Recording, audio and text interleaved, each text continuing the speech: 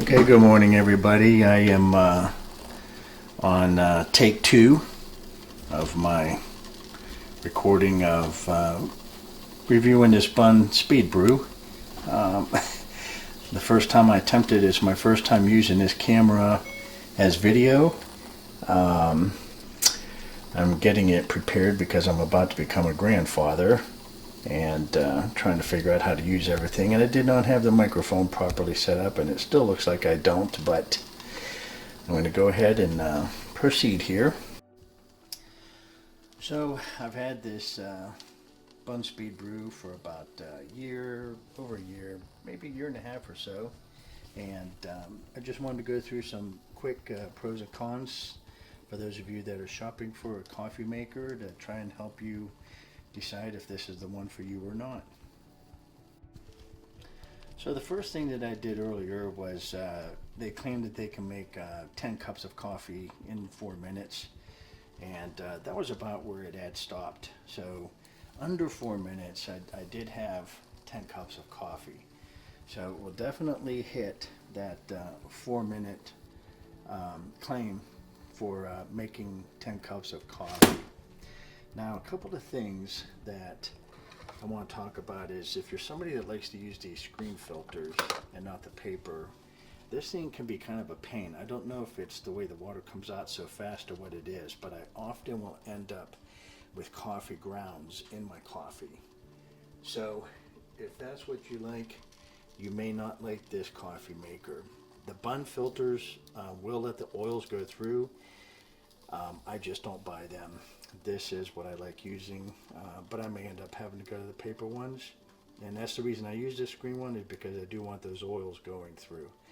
So that's just something to consider. If I only use 1 scoop or so, typically I won't end up with grounds in my coffee, but it seems like if I get 2+ scoops, that there's a chance that I will get grounds in the coffee. The next thing that I want to talk about that I really don't like a lot is this proprietary pouring nozzle that they have there.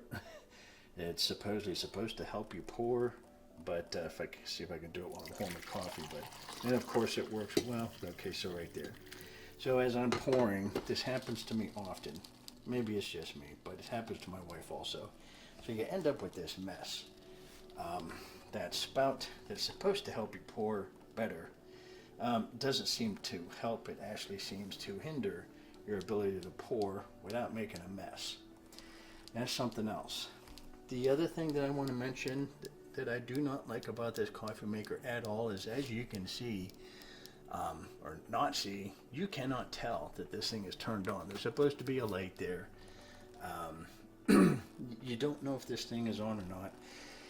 I'm used to auto shut off because that's what I've had for years, and there are times I will leave for work and forget this thing on, come home later in the day and find that I've had the warmer plate on all day. That is a pain. You do have a reservoir, that's why you can make the coffee so fast. You do need to keep that on 24/7. So I don't think it's increased our electric appreciably. The wife hasn't said anything paying the bills, but you got to make sure that that's turned on, because if it's not, then you're going to have to turn it on to make coffee, and it's going to take about 15 to 20 minutes to heat that coffee up. So if you can live with those things, or the auto shut off, you don't care, you know for sure you'll be shutting it off. This nozzle, you think that you'll be able to get it down pat without spilling your coffee, then it may be for you.